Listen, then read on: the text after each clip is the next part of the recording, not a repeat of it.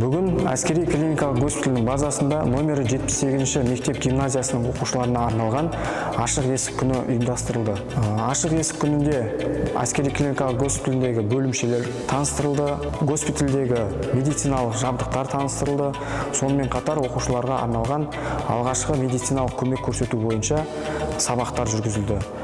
Бұл іс-шараның негізгі мақсаты әскердегі медициналық жабдықпен қаншалықты қамтылғанын көрсету және біздің әскери дәрігерлеріміз қандай медициналық көмек көрсете алатынын көрсету болып танылады.